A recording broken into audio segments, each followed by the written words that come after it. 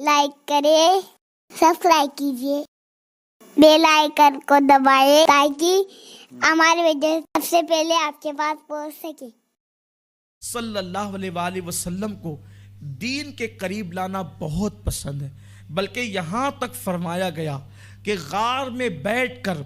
70 سال تک عبادت کرنے والے کو وہ ثواب نہیں ملتا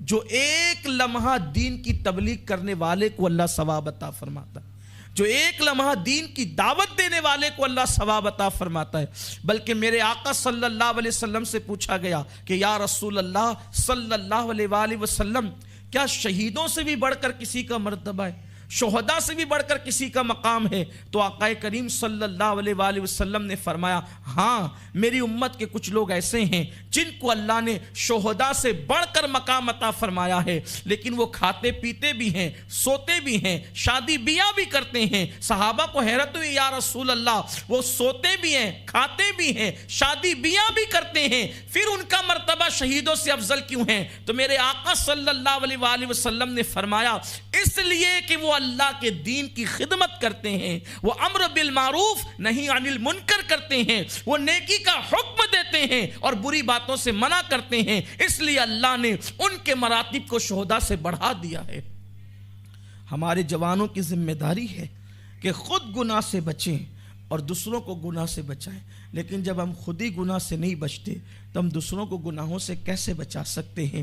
آج ہمیں اپنے ہدف کو متعین کرنا ہوگا اور اپنی جوانی کا صحیح استعمال کرنا ہوگا، ورنہ ایک دن جوانی گزر جائے گی۔ ہمارے بزرگوں نے فرمایا، جو جوانی میں عیاشیاں کرتے ہیں، گناہ کرتے ہیں، ناجائز و حرام کام کرتے ہیں، قدرت ان کو اتنی عبرتناک سزا دیتی ہے بڑھاپے کی شکل میں، اور ایسا منحوس بڑھاپا ان پر مسلط کیا جاتا ہے کہ وہ چادروں میں چھپ چھپ کر روتے ہیں، ان کی راتوں کی نیند چھین لی جاتی ہے۔ انسان تو انسان ہے، جانور تک ان لوگوں سے نفرت کرتے ہیں جنہوں نے اپنی جوانی کو آوارگی اور عیاشی میں گزارا، نہ توبہ کی نہ نیک بنے۔ تو جب ان پر بڑھاپا آتا ہے تو گویا کہ بڑھاپا ایک خوفناک وحشت اور دہشت لے کر ان پر آتا ہے۔ ان بوڑھوں کے دل سے جا کر کے پوچھو جو کبھی جوانی میں پانی میں آگ لگاتے تھے، عیش کدے تعمیر کرتے تھے، عیاشیاں کرتے تھے، پاپ کرتے تھے، نہ توبہ کی توفیق ملی نہ نیکیوں کی توفیق ملی۔ آج ان کا بڑھاپا ان پر ایسی قیامت بن کر کے تنا ہوا ہے کہ وہ موت مانگتے ہیں تو انہیں موت بھی نہیں آتی۔ ایک طرف اولاد کا غم، دوسری طرف بڑھاپے کا اضمحلال، تیسری طرف بے چینی اور بے قراری، چوتھی طرف بیماریوں کا ایک عجیب طوفان، اللہ اکبر، اور پھر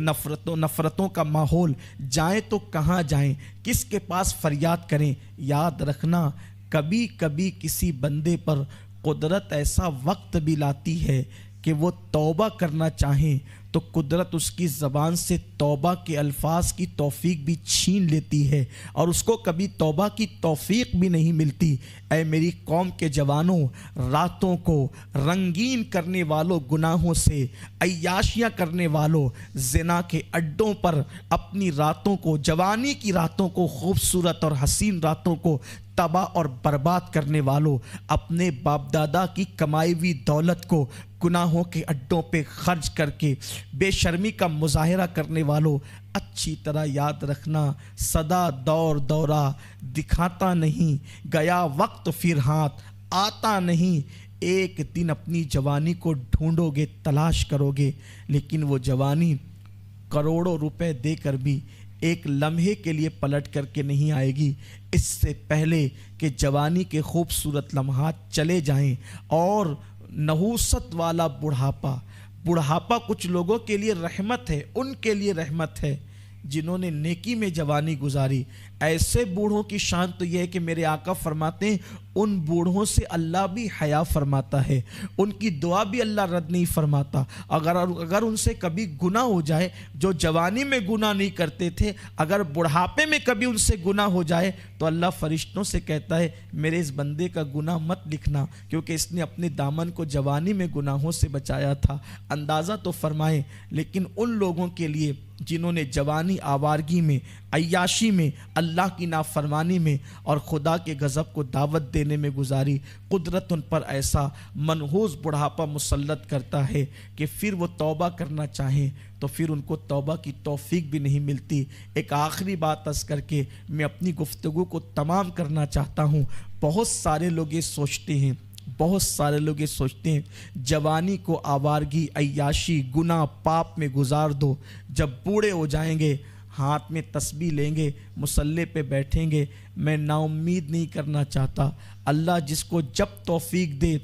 تب وہ نیک بنتا ہے، لیکن اتنا ضرور یاد رکھنا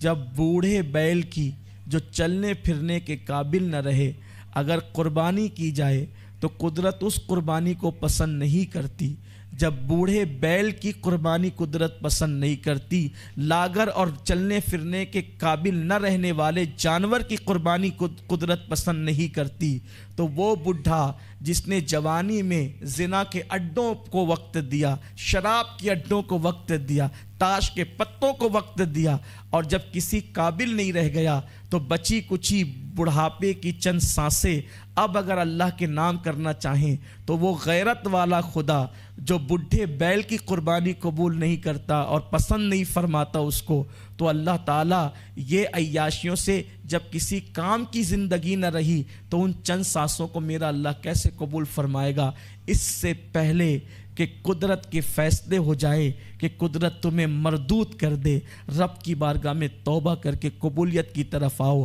اب بھی ہر رات کے آخری پہر میں میرے اللہ کی رحمتیں پکار پکار کر بندوں کے دامنے دل پر دستک دیتی ہے۔ اے رات کے گناہ کرنے والے، صبح ہونے سے پہلے توبہ کر لے تاکہ میں تجھے معاف کر دوں۔ اور شام کو سورج غروب ہوتے وقت میرے اللہ کی رحمتیں پکار کر کہتی ہے اے دن کو گناہ کرنے والے، اس سے پہلے کہ شام ہو جائے دن کے گنہگار تو توبہ کر لے تاکہ میں تجھے معاف کر دوں۔ لیکن جب کوئی رحمت خدا کی آواز پر لبیک نہیں کہتا اور گناہوں میں ڈوب جاتا ہے تو ایک لمحہ اس پر ایسا بھی آتا ہے کہ حضرت مالک بن دینار فرماتے ہیں کہ میرے پڑوس میں ایک شخص مر رہا تھا اور وہ سکرات کی عالم میں تھا۔ جب میں اس کے پاس پہنچا تو اس کی ناک سے اور اس کے منہ سے گرم گرم سانسیں نکل رہی تھی۔ میں نے اس کو دیکھ کے کہا کیا حال ہے؟ تو اس نے کہا اے مالک بن دینار، پوری زندگی آوارگی، پاپ اور عیاشی اور اللہ کی نافرمانی میں گزار دی، اور اب میں دنیا سے جانے والا ہوں، دنیا سے کوچ کرنے والا ہوں، میرا انتقال ہونے والا ہے، میں نزا اور سکرات کے عالم میں ہوں۔ مالک بن دینار نے کہا میں نے اس کی حوصلہ افزائی کی، اللہ کی رحمت کی طرف اس کی توجہ دلائی، اور میں نے اس کو کہا اے اللہ کے بندے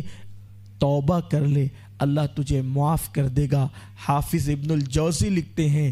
جب اس بندے نے میرے کہنے پر کہا استغفر اللہ، جب میرے کہنے پر اس نے توبہ کی استغفر اللہ، اس کے گھر کے کونے سے آواز آئی بندے بس کر اب رہنے دے، تو نے جب توبہ کی ہم نے تجھے مہلت دی لیکن ہمیشہ ہم نے تجھے بے وفا پایا۔ میں پلٹا، مالک بن دینار کہتے ہیں میں پلٹا روتے ہوئے کہ ہائے اس کی توبہ رد کر دی گئی۔ بالآخر میں اللہ سے دعا کرتا رہا کہ اللہ مجھے بتا اس کا کیا حال ہے، تو میں نے دیکھا کہ وہ جہنم کے اندر تار کول کے لباس میں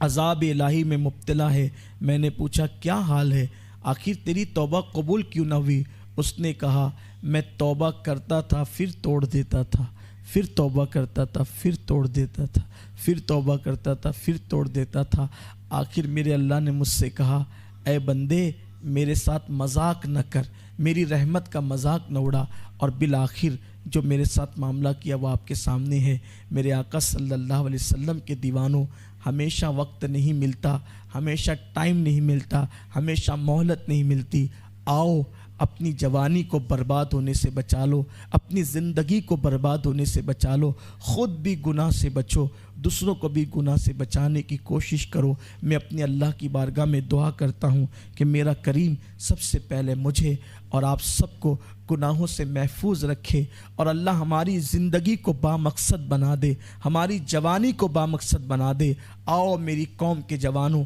ہم عہد کریں نہ گناہ کریں گے، نہ گناہ کرنے دیں گے، اور اپنی ذات سے ملک، ملت، دین، مذہب اور مسلک کو جتنا فائدہ پہنچا سکے فائدہ پہنچائیں گے۔ اللہ کرے ہمارے دلوں کے اندر وہ طوفان اٹھے عشق کا، جو ہمارے دلوں کے اندر گناہوں کی کھیتی کو بہا کر کے ہمیشہ ہمیشہ کے لیے ختم کر دے۔ خدا ہمیں کسی طوفان سے آشنا کر دے، خدا ہمیں کسی طوفان سے آشنا کر دے۔ ہماری بحر کی موجوں میں اضطراب نہیں، اور ڈاکٹر کو حق تھا، انہوں نے یہ کہا تھا، خدا تجھے کسی طوفان سے آشنا کر دے کہ تیری بحر کی موجوں میں اضطراب نہیں۔